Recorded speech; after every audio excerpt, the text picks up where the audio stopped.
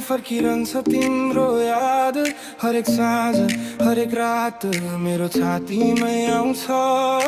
दूरीले बाटो छुतायो तर माया छुटेन। तिम्रै नाम लिएको छु मुटुले आजै बोल्छ।